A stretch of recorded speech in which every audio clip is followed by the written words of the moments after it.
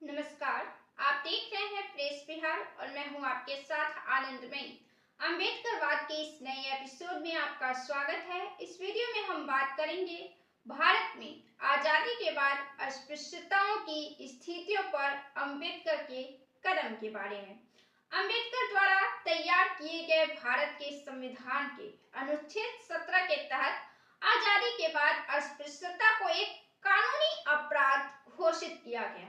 अस्पृश्यता की संस्था को कमजोर करने के लिए अस्पृश्य जातियों की पहचान की गई और अनुसूचित जातियों की श्रेणी के तहत एकजुट किया गया उनको और उनके उत्थान के लिए विशेष प्रावधान किए गए और संसद, शिक्षा और रोजगार में आरक्षण की नीति के माध्यम से समाज की भागीदारी सुनिश्चित की गई। आरक्षण और विभिन्न लोकतांत्रिक प्रक्रियाओं के माध्यम से दलित एक सम्मानित जीवन के लिए संघर्ष करते रहे।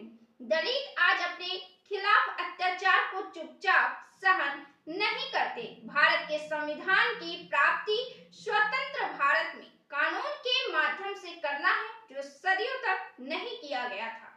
सरकारी सेवाओं में आरक्षण ने कई दलितों को सरकारी सत्ता में आने के लिए और देश के प्रशासनिक ढांचे का हिस्सा बनने के लिए मार्ग प्रशस्त कर दिया। राज्य मशीनरी में उनकी भागीदारी ने न केवल उनके लिए रोजगार के नए अवसर उत्पन्न किए, बल्कि आजादी के बाद से उनकी सांस्कृतिक संपन्नता को भी समृद्ध किया है। दलितों ने अम्बेडकर से प्रेरित होकर राजनीतिक क्षेत्र में सक्रिय रूप से भाग लिया है और खुद के लिए एक जगह तैयार की है। अम्बेडकर द्वारा स्थापित अखिल भारतीय अनुसूचित जाति संघ ने 1951 में चुनाव लड़ा। बाद में अम्बेडकर ने 1956 में से रिपब्लिकन पार्टी में बदल दिया। सरकारी क्षेत्र के कर्मचारियों को संगठित करके काशीराम ने वामशेफ यानी कि पिछड़ा, अनुसूचित जाति, अनुसूचित जनजाति और अल्पसंख्यक समुदाय कर्मचारी संघ की स्थापना की, जो एक शक्तिशाली संगठन के रूप में सक्रिय हुई, जिसने बहुजन समुदाय के हितों को सक्रिय रूप से उठाया और उनकी अस्मिता को बचाने का प्रयास किया। इस संगठन से काशीराम को बहुजन समाज पार्टी यानी कि बीएसपी को स्थापित करने में काफी मदद मिली।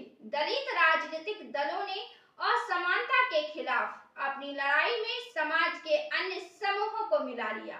दलितों की राजनीतिक चेतना ने सभी राजनीतिक दलों को दलित मुद्दों को दूर करने के लिए मजबूर किया और उन दलों ने कम से कम अपने घोषणा पत्र में इन समस्याओं को उठाया।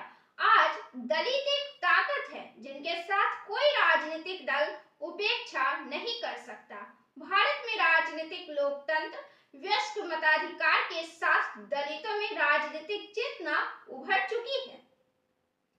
अस्पृश्यता समकालीन समय में एक अजीब विचार यह था और बहुत से लोग यह मानते हैं कि यह अतीत की बात है और अब मौजूद नहीं है। यद्यपि आजादी के बाद से दलितों की दशा में कुछ उल्लेखनीय सुधार हुआ है, प्रगति हुई है, लेकिन सदियों पुरानी परंपरा स्वतंत्रता के साथ दशकों में दूर होना भी कठिन है।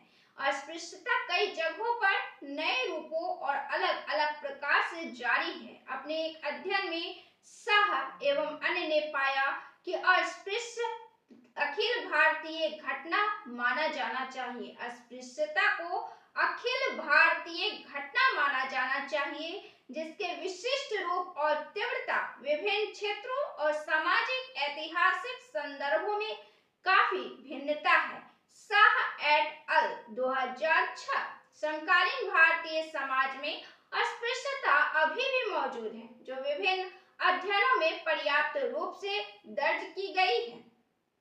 आधुनिकीकरण, शहरीकरण और मार्केटिंग बिलों ने कठोर जाति संरचना को कमजोर किया है। आधुनिक धर्मनिरपेक्ष शिक्षा ने पुरानी संस्था को कमजोर करने और दलितों को अपने मूल अधिकारों के बारे में बेहतर जागरूकता पैदा करने में भी महत्वपूर्ण भूमिका निभाई है। दलितों के बीच उद्धार का सबसे शक्तिशाली उपकरण शिक्षा है, क्योंकि लगभग सभी अन्य संसाधन गैर दलितों द्वारा नियंत्रित होते हैं। हालांकि द्वारा किए गए एक अध्ययन से यह पता चला है कि लगभग 40% ग्रामीण विद्यालय जाति पदानुक्रम और अस्पृश्यता की उत्पत्ति स्थल के रूप में कार्य करते हैं। अंबेडकर ने दलितों को शिक्षित, आंदोलित और संगठित करने का आह्वान किया। अंबेडकर ने दलितों के लिए शिक्षा की केंद्रीय भूमिका पर न केवल जोर डाला है बल्कि उन्होंने उदाहरण भी दिए हैं। दलितों के बीच अंबेडकर उद्धार के सबसे साहसी प्रतीकों में से एक है। वे दलितों के बीच एक अखिल भारतीय प्रतीक के रूप में उभरे हैं, जो एक स्वतंत्र और समान समाज के निर्माण के लिए लगातार सपना देखते रहे। इस एपिसोड में इतना ही।